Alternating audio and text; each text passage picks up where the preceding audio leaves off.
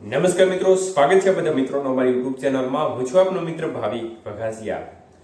તો મિત્રો, ખાસ કરીને આ વિડિયોના માધ્યમથી આપણે વાત કરવાની છે આગામી સમયની અંદર મહત્વપૂર્ણ એવા ઇવેન્ટો જે સોનાની બજારને અસર કરી શકે છે અને આગામી સમયમાં સોનાની બજારમાં કેવી પરિસ્થિતિ રહી શકે છે તે બાબતે ઇકોનોમિસ્ટ શરદ કોહલી દ્વારા મહત્વપૂર્ણ માહિતી સામે આવી રહી છે।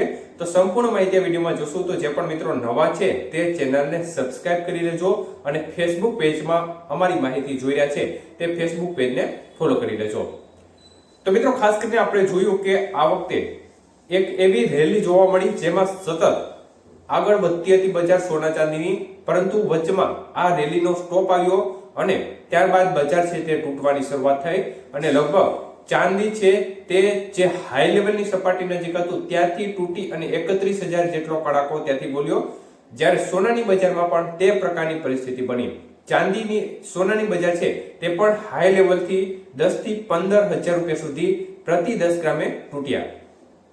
ત્યારે મિત્રો, ખાસ કરીને અત્યારે બજારની સ્થિતિ જોવા જઈએ તો એકંદરે અત્યારે થોડો સ્થિરતાનો માહોલ સેટલમેન્ટ જોવા મળી રહ્યો છે।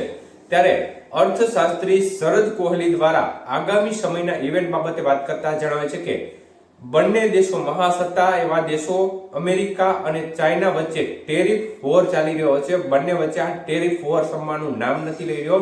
ડોનાલ્ડ ટ્રમ્પ સતત છે તે એક પ્રકારે આકરા કદમો લઈ રહ્યા છે, આકરા ટેરિફ પગલા લઈ રહ્યા છે અને આ બંને મહાસત્તાઓ વચ્ચે 30 ઓક્ટોબરના રોજ એક મોટી બેઠક મળવાની છે અને આ બેઠકમાં મહત્વપૂર્ણ નિર્ણય લેવાઈ શકે છે।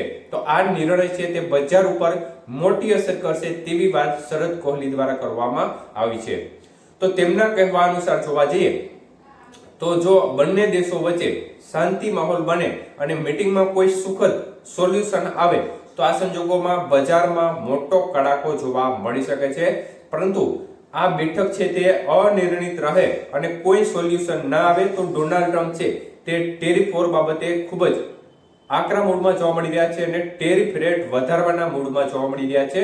100% જેટલો ટેરિફ રેટ ચીન ઉપર લગાડેલો છે, તેમાં તે વધારો કરીને 150% કરતા પણ વધારે ટેરિફ રેટ લગાડે તેવી શક્યતાઓ દેખાઈ રહી છે।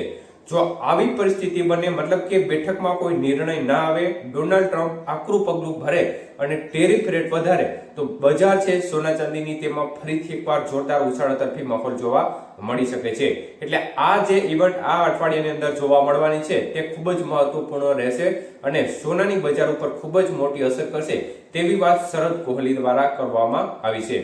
તો વધુમાં તેમના કહેવા અનુસાર ખાસ કરીને આ વખતે ઘણા એવા રોકાણકારો છે જે રીતસરના કપાઈ ગયા છે, મતલબ કે જેમને તેજીનું તાંડવ જોઈ અને પોતાની એફડી તોડાવી પોતાની પાસે જે રહેલી અમૂલ્ય રકમ છે તે પણ તેમને બધી રકમ છે તે ઇન્વેસ્ટમેન્ટ કરી દીધી હતી, પરંતુ જેમને શોર્ટ ટર્મ માટે ઇન્વેસ્ટમેન્ટ કર્યું હતું તેમને મોટો નુકસાન થયું છે તેવી વાત તેમણે કરી છે, પરંતુ જેમને લોંગ ટર્મ માટે જે ઇન્વેસ્ટ કર્યું છે તેમને ખાસ કોઈ મોટું નુકસાન થવાનું નથી, કારણ કે લાંબા સમયનું ઇન્વેસ્ટમેન્ટ છે તે સેફ રહેતું હોય છે।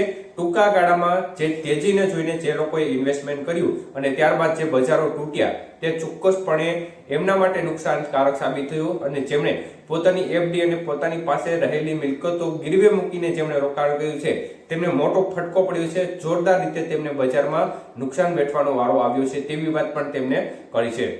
તો આ 30 ઓક્ટોબરના રોજ મળનારી બેઠક છે તે સોના ચાંદીની બજારમાં મોટી અસર કરી શકે છે તેવી વાત શરદ કોહલી દ્વારા કરવામાં આવી છે। તો આગામી સમયમાં બેઠકમાં શું નિર્ણય આવે અને બજાર ઉપર શું અસર મળે તે આગામી દિવસોની અંદર ખ્યાલ આવશે।